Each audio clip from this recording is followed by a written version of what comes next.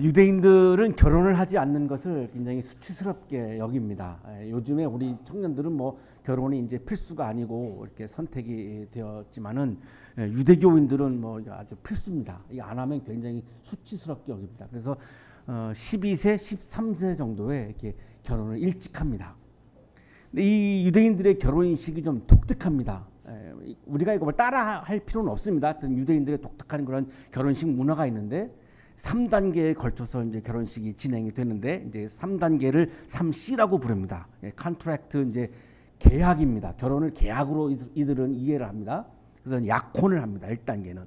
그리고 두 번째가 이제 컨스메이션인데 초야 첫날 밤을 치릅니다. 그리고 세 번째 단계가 이제 셀러브레이션 결혼식하고 그리고 이제 한 7일에서 14일 동안 계속해서 결혼 축하 잔치를 벌입니다. 3단계로 이제 결혼식이 진행되는데 독특한 것 중에 하나는 이들의 약혼은 결혼과 거의 같습니다. 모든 법적인 권한을 다 갖습니다. 상속하는 거 뭐 등등등 뭐 호적 등록하는 거. 단 결혼과 다른 점은 동침을 하지 않는 것. 딱 이거 하나입니다.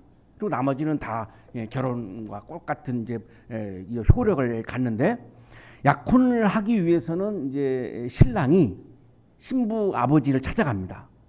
그리고 신부 값을 치릅니다. 요즘 말하면 이건 말도 안 되는 거지만 이제 그들만의 독특한 이제 문화인데요. 신명기 34장 12절에 있습니다. 신부를 데려오는데 치러야 할 값을 정해 주시고 제가 가져와야 할 예물의 값도 정해 주시기 바랍니다. 그래서 반드시 이건 필수입니다. 값을 치러야 합니다. 그리고 이제 값을 치르고 나면 이제 신부 아버지하고 이제 신랑이 결혼 계약서를 씁니다. 케투바라고 이제 부르는 건데 유대인들은 지금도 이거를 씁니다. 그래서 법적인 문서는 아니고 종교적인 문서입니다. 이게 종교적으로 반드시 그렇게 해야 된다라고 이제 이해를 하고 있는 거죠. 거기서 이제 신랑하고 신부 아버지가 이제 서명을 하고 둘이 같이 낭독을 합니다. 그리고 이제 증인 2명이 거기다가 같이 또 서명을 합니다. 그러면 이제 약혼, 정혼이 성립이 됩니다. 이 케투바는 왜 하느냐면 여성을 보호하기 위한 겁니다.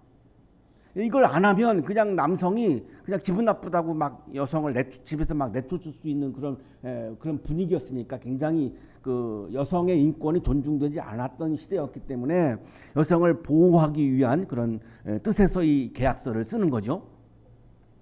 그래서 이제 약혼을 하게 되면 이제 부부로 인정을 하고 호칭도 남편이고 아내입니다.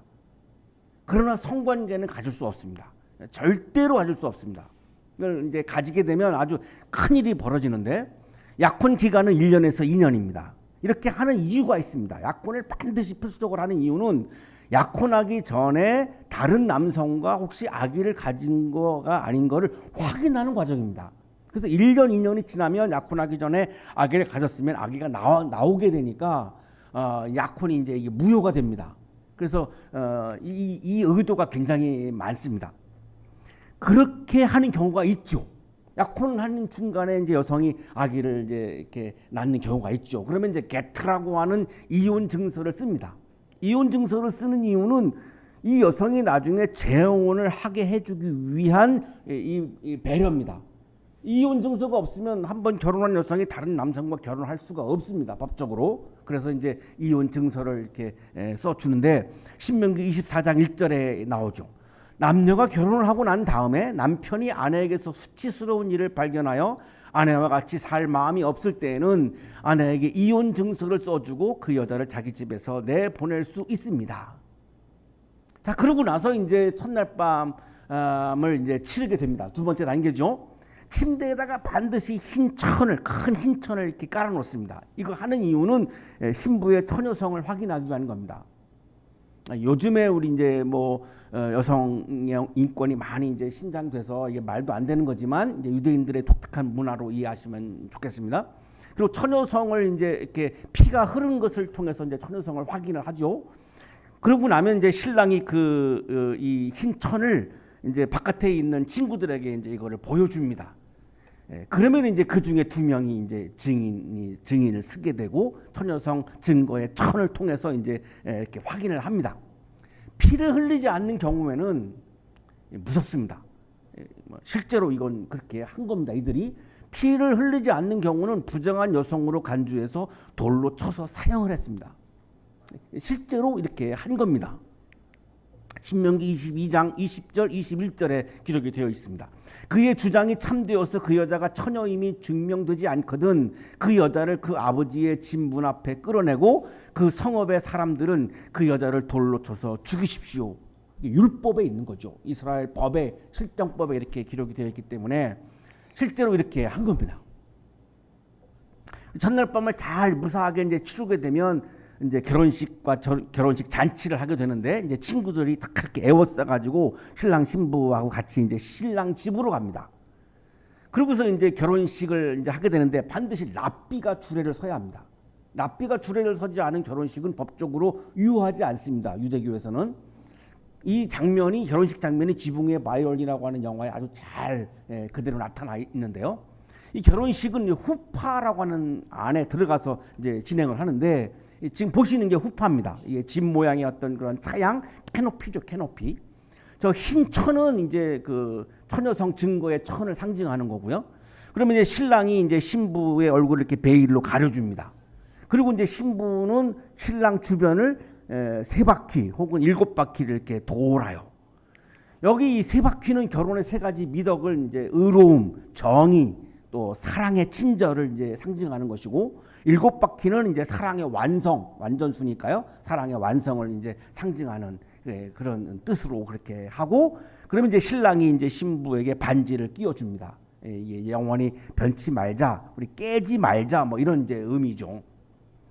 그리고 이제 결혼식이 이제 끝나면 7월에서 14일 동안 사랑의 노래, 이걸 아가죠. 우리 성경에 아가서가 이제 이 사랑의 노래라고 하는 말인데요. 이 아가 사랑의 노래를 부르면서 친구들이 같이 어울려가지고 7일에서 14일간 잔치를 벌입니다. 그러니까 이 마시는 포도주 양이 엄청난 거죠.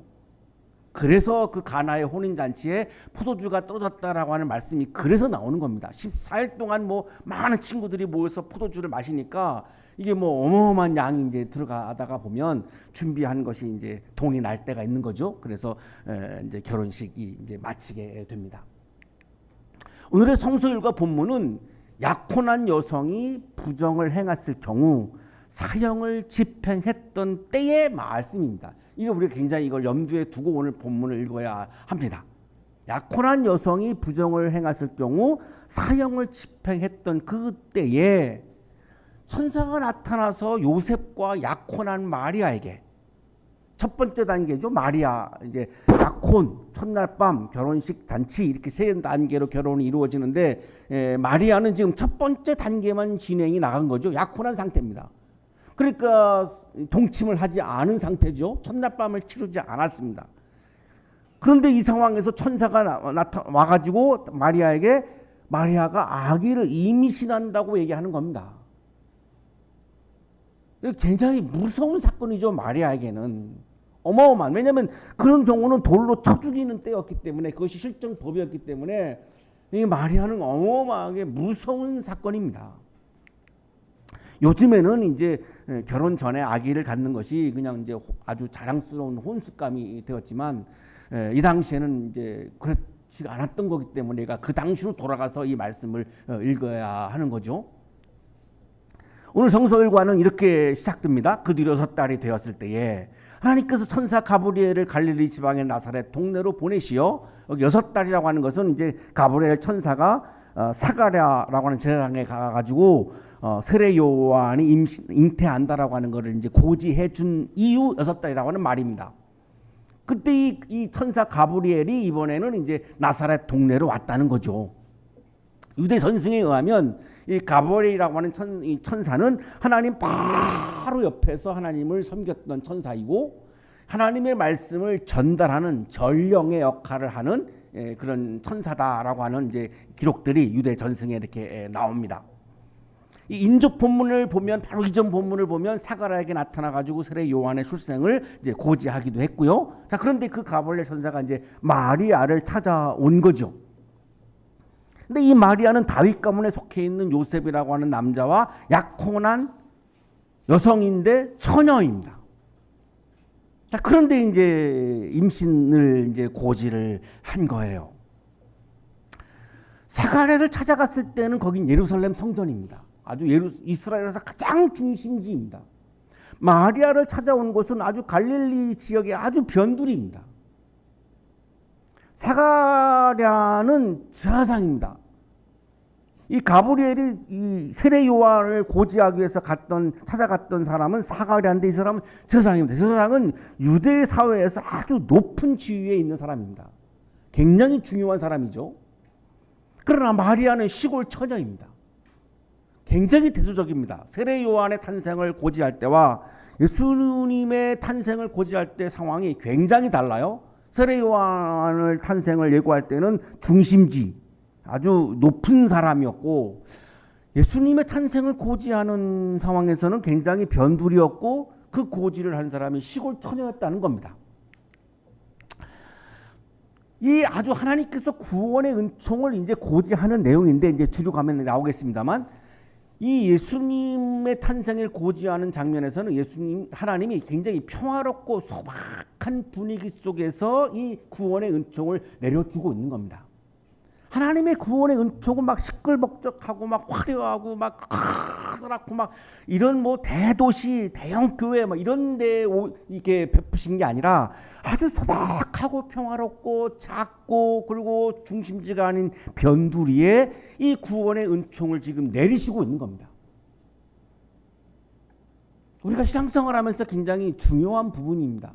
우리가 어떤 거를 추구해야 하는가를 우리들에게 알려주고 있는 그런 말씀인데요. 드디어 이제 가브리엘 천사가 마리아를 만나죠. 만나서 처음으로 요청하는 말씀이 기뻐하여라입니다. 이 가브리엘 천사가 마리아에게 처음으로 요청하는 말이 기뻐하라는 겁니다. 뭘 기뻐하라는 거죠? 하나님 앞에서 하나님을 기뻐하라는 겁니다.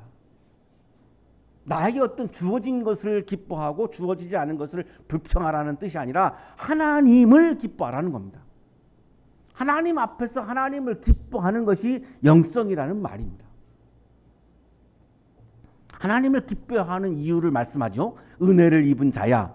하나님이 은혜를 주시기 때문입니다. 자, 이게 은혜가 무엇이냐가 이제 오늘 본문에서 굉장히 중요한 부분입니다. 하나님이 말에게 주신 은혜가 무엇인가? 그 다음에 왜 기뻐해야 하는가? 주님께서 그대와 함께 하신다. 하나님이 너와 함께 해 주시기 때문에 기뻐하여라입니다. 하나님이 나에게 은혜를 주셨기 때문에 나와 함께 하시기 때문에 기뻐하여라라고 하는 이 말씀은 우리의 상황이 어떤 상황이든 간에 가능한 사건입니다. 내가 어떤 상황에 처했든 간에 하나님이 나에게 은혜를 주시기 때문에 하나님이 나와 함께 해 주시기 때문에 내가 하나님을 기뻐하는 것은 상황과 관계없이 가능한 겁니다. 그래서 지난주에 항상 기뻐하라 우리가 이 말씀을 묵상했었죠. 항상 기뻐하는 것이 가능한 거죠. 하나님을 기뻐하는 거니까. 이거를 이제 가브리엘이 마리아에게 이제 요청을 하는 겁니다. 왜 이걸 요청할까요? 기뻐하기가 어려운 상황이 벌어질 거니까요. 그래서 기뻐할 수 있는 길을 지금 알려주고 있는 거죠. 마리아가 이제 놀라죠. 내가 처녀인데, 내가 아기를 갖는다. 아기를 갖는 게 은혜다. 하나님이 나와 함께 하신다. 이게 막 도대체 이해할 수가 없는 거죠. 하나님께서 나에게 어떤 은혜를 주신다는 것인지, 하나님이 나에게 어떻게 나와 함께 하신다는 것인지 실질적으로 이해가 가지 않습니다. 그러니까 궁금한 거죠. 이거를 믿지 않는 게 아니라 그냥 궁금한 거죠. 그러니까 천사가 이제 알아차리고 이제 이야기를 합니다. 두려워하지 말아라. 마리아야, 그대는 하나님의 은혜를 입었다. 보아라, 그대가 잉태하여 아들을 낳을 터이니 그의 이름을 예수라고 하여라. 하나님의 은혜는 아기를 주는 것이라고 말합니다. 하나님이 너에게 은혜를 주시는 것은 무엇이냐? 아기를 주시는 것이다. 근데 그 아기의 이름이 예수다. 예수라고 하는 말의 뜻은 하나님께서 구원하신다. 하나님의 구원, 이런 뜻입니다. 하나님이 구원자를 너를 통해서 낳으신다라고 하는 겁니다. 이게 하나님의 은혜라는 겁니다. 이게 왜 은혜일까요? 이 아기가 나와야 온 세상이 구원을 받는 거죠. 마리아 개인에게 주시는 은혜가 아니라 모든 인류에게 주시는 은혜입니다. 만약에 마리아가 굉장히 시야가 좁았다면 이거를 끝까지 이해하지 못했을 겁니다. 그게 나한테 왜 은혜입니까? 라고 아마 저항했을 텐데요. 마리아의 시야가 굉장히 넓었습니다. 내가 너에게 이 은혜로 아기를 주는 것은 이 아기가 예수야. 예수라고 하는 말은 이 아기가 구원자야. 이 아기를 통해서 온 인류가, 온 세상이 구원을 받게 될 거야. 그러니까 은혜지. 이거를 정확하게 마리아는 지금 이해하고 있습니다. 단 혼란스러운 것은 처녀가 아기를 낳는 것이 은혜다? 어쨌든 그냥 당황스러운 거죠. 이 처녀가 아기를 낳는다라고 하는 점에서는 굉장히 당황스럽고 이게 잘 이해도 가지 않고, 그래서 천사가 이제 더 구체적으로 이야기를 합니다. 그는 위대하게 되고, 이 예수라고 하는 아기는 위대한 사람이다. 더없이 높으신 분의 아들이라고 불릴 것이다. 하나님의 아들이다. 그리고 다윗의 왕위를 이어서 하나님 나라의 왕이다. 여기서 하나님의 아들이 이제 중요한 단어인데요. 하나님의 아들이기 때문에 온 세상을 구원한다라고 하는 겁니다. 그런데 이 하나님의 아들이라고 하는 이 말은 로마 제국에서는 황제를 지칭한 말입니다. 그래서 황제에게 하나님의 아들이라고 불렀고, 그래서 황제를 구원자라고 불렀습니다. 그렇게 다 이 로마 제국에서는 사람들이 그렇게 이해를 하고 있는 건데, 지금 천사가 마리아에게 아기가 태어날 건데 하나님의 아들이야 이렇게 말하는 겁니다. 그 말은 이 아기가 구원자야 이 말과 같은 말입니다. 마리아가 이제 드디어 솔직한 이제 질문을 이제 합니다. 나는 남자를 알지 못하는데 어떻게 이런 일이 있겠습니까? 여기 알다라고 하는 말은 이제 그리스어로 기노스코라고 하는 말이고, 히브리어로는 야다라고 하는 말인데 성관계를 지칭하는 의미입니다. 나는 남성과 성관계를 하지 않았는데, 동침하지 않았는데 내가 어떻게 임신할 수 있는 거지요? 라고 이제 질문을 하는 거죠. 마리아는 사실 속으로 두려웠죠. 처녀가 아기를 갖는 것은 매우 당시에 위험한 일이니까요. 무서울 수밖에 없습니다. 동침을 하지 않았기 때문에 내가 사랑하는 요셉이 나를 의심할 거 아니겠습니까? 마리아가 나를 배신했구나. 다른 남성과 동침을 했구나. 마리아가 가슴이 아픈 거는 내가 사랑하는 요셉이 배신감을 느낄까 봐 그냥 마음이 아픈 겁니다. 그거를 떠나 또 넘어서서 이 요셉도 돌로 쳐서 죽임을 당할 수밖에 없습니다. 마리아만 그런 것이 아니라 이 요셉도 그를 오해를 받아서 요셉도 돌로 쳐서 죽임을 당할 수밖에 없는 상황이기 때문에 요셉을 진심으로 사랑하고 있는 마리아 입장에서는 너무나 이런 이 사건의 진행이 무서운 거죠.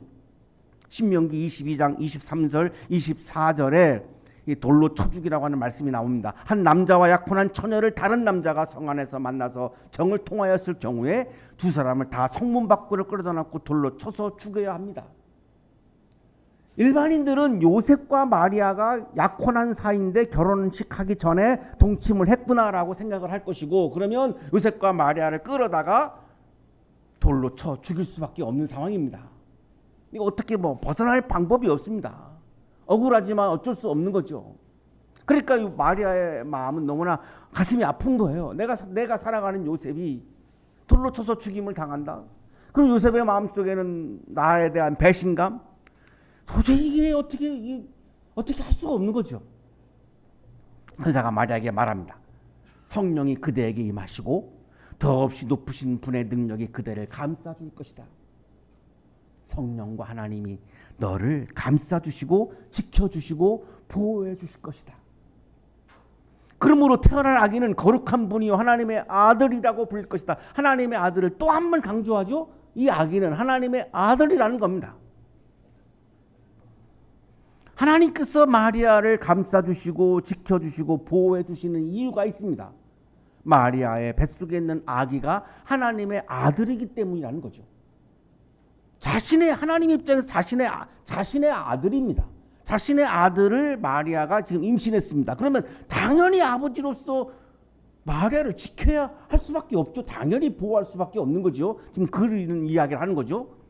또 하나, 세상을 구원하는 하나님의 계획을 마리아를 통해서 지금 하나님은 이뤄가고 계시는 겁니다. 하나님은 마리아를 자신의 구원의 계획을 실행해 나가는 상황에서 마리아를 도구로 선택하신 거죠. 그러니 자신이 선택하셨는데 마리아를 보호하지 않을 수가 없는 거죠. 하나님의 입장에서는. 그래서 하나님이 성령이 너를 지켜주시고 감싸주신다라고 얘기하는 거예요. 그런데 그 아기는 하나님의 아들이라는 거죠. 이 로마 황제가 이제 초대 황제가 아우구스투스죠. 이 아우구스투스 엄마가 아티아이고요. 이 아티아는 아폴로 신과 사이에서 태어난 아들이라고 하는 것이 로마 제국의 사람들의 이 황제에 대한 이해입니다. 실제로 그런 건 아니죠. 그런데 로마 제국에 사는 사람들은 이 아우구스투스를 그렇게 이해했습니다. 신과 이 여성 엄마, 아우구스투스 엄마 사이에서 태어난 아들이다. 그래서 아우구스투스를 신의 아들이라고 부른 겁니다. 하나님의 아들이라고 부른 겁니다. 하나님의 아들이기 때문에 이 로마 황제가 구원자라고 여긴 거죠. 그래서 이 황제에 의해서 팍스 로마나 이 황제에 의해서 세계의 평화가 이루어지고 세계가 구원되어진다라고 하는 것이 로마 제국 사람들의 신앙입니다. 쿰란 문서에서도 이 아들이라고 하는 말은 왕이나 메시아를 지칭한다라고 하는 말이 이 쿰란 문서에서도 발견됩니다. 문헌에 나와 있는 거죠. 그러니까 이 선사가 마리아에게 이 아기는 하나님의 아들이야 라고 하는 이 말은 이 아기가 구원자야. 하나님이 온 세상을, 온 인류를 구원하는 이 구원자를 이 세상에 보내시는데 너를 통해서 보내는 거야. 너를 구원의 도구로 사용하고 계시는 거야. 이거를 설명하고 있는 겁니다. 마리아는 참 난처하죠. 자신은 너무나 좀 위험에 빠지고 있고 굉장히 억울하고 자기는 한 번도 잠자리를 한 적이 없는데 아기를 가졌다고 오해받을 수밖에 없고 돌로 쳐 죽여야 하는 위험에 빠지고 굉장히 정말 곤란한 상황인데 하나님이 자기를 구원의 도구로 선택하시고 쓰신다? 이거를 또 거절할 수가 없어요. 굉장히 이제 신앙이 좋은 여성이니까 이거를 거절할 수가 없어요. 굉장히 내적인 갈등이 있었을 것입니다. 아마도. 보아라, 그대의 친척 엘리사벳도 늙어서 임신하였다. 세례 요한을 낳았던 엘리사벳도 임신했는데 6개월 전에 생리가 끊어진 여성이었는데 임신을 했습니다. 6달이 된 거죠. 이 사례를 이제 이야기를 합니다. 하나님께는 불가능한 일이 없다. 가브리엘 천사는 마리아에게 인간의 영역과 하나님의 차원과 인간의 차원은 다르다라고 하는 것을 강조하는 겁니다. 인간의 차원에서는 불가능한 거죠. 그러나 하나님의 차원에서는 가능하다는 것을 얘기하는 겁니다. 하나님의 차원을 인간의 차원의 수준에서 생각하지 말라는 겁니다. 하나님의 차원을 인간의 차원의 시선에서 바라보면 안 된다는 겁니다. 그러면 뭐 하나님의 차원이 인간의 차원인가 다를 게 하나도 없다면 하나님을 우리가 신으로 경배할 이유가 하나도 없어집니다. 하나님의 차원과 인간의 차원은 다르다. 지금 네가 생각하는 것들 맞다. 인간의 차원에서는 불가능한 사건들이다. 하지만 하나님의 차원에서는 가능한 사건이다. 이거를 강조합니다. 드디어 마리아가 이제 말합니다. 고백을 합니다. 보십시오. 나는 주님의 여종입니다. 뭔가 결단을 한 거죠. 이미. 가브리엘 천사여, 나는 하나님의 종입니다. 종은 어떤 사람입니까? 주인이 말하는 것을 따르는 사람이 종입니다. 나에게 위험이 있지만, 나에게 억울함이 많지만 나는 하나님의 종입니다. 내가 종이니 하나님의 말씀을 따라야죠. 내가 너를 구원의 도구로 내가 선택했다. 내가 너를 통해서 세상을 구원하는, 인류를 구원하는 아기를 낳을 것이다 라고 하는 이 말씀을 내가 당연히 따라야죠. 수용해야죠. 받아들여야죠. 나에게 위험이 많지만, 억울함이 많지만 그래도 나는 이 말씀을 따라야 합니다. 나는 하나님의 종이거든요. 이거를 이렇게 표현합니다. 당신의 말씀대로 나에게 이루어지기를 바랍니다. 당신의 말씀대로 나에게 이루어지기를 바랍니다. 약간 난해한 표현인데 이 말씀의 의미가 이겁니다. 내가 종이기 때문에 너가 너를 통해서 예수를 낳을 거야. 나의 아들을 낳을 거야. 내가 너를 통해서 구원자를 낳을 거야. 라고 하는 하나님의 말씀이 나를 통해서 이루어지기를 바랍니다. 내가 동의합니다. 나는 이것을 순종합니다. 이거를 수용합니다. 나는 받아들입니다. 라고 하는 신앙 고백인 겁니다. 멋있는 말이죠. 당신의 말씀대로 나에게 이루어지기를 바랍니다.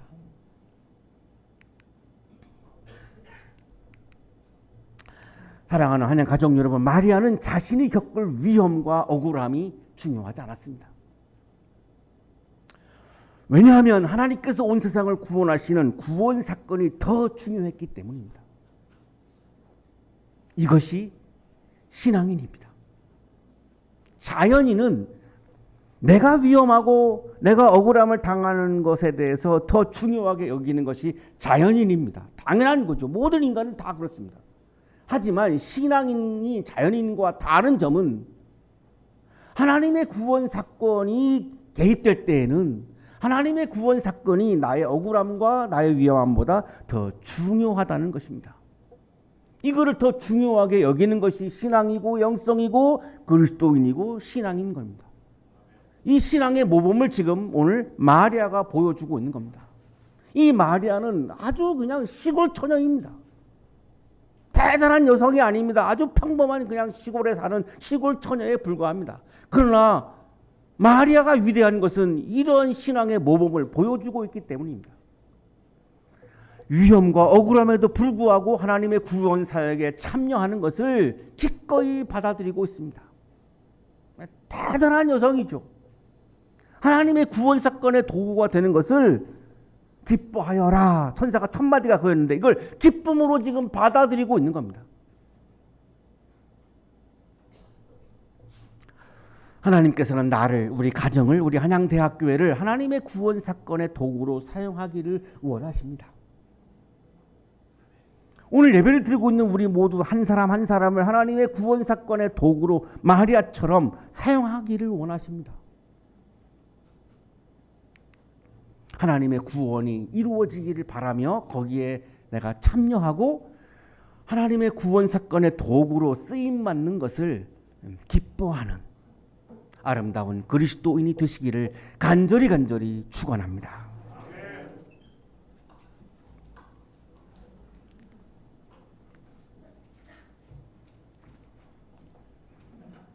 거룩하신 주님,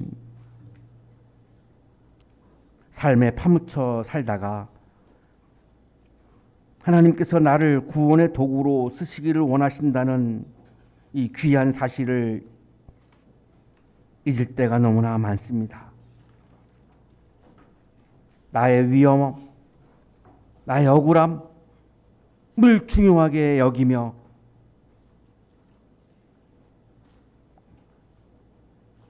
그것을 변명하고 항변하면서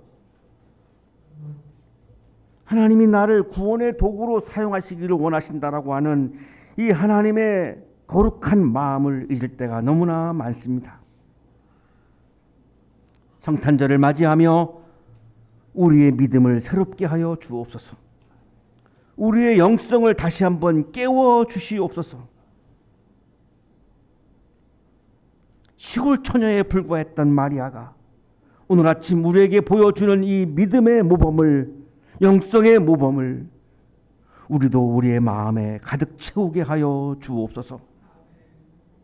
일상을 살아가면서 하나님의 구원의 사역을, 하나님의 구원 사건을 이루어 가시는 하나님의 구원의 사역을 내가 최선을 다하여 동참하게 하여 주시고 하나님의 구원 사건의 도구로 쓰임 받는 것을 오늘도 기뻐하며 주님을 찬양하며 살아가는 그리스도인이 되게 하여 주옵소서. 예수 그리스도의 이름으로 기도하옵나이다. 아멘.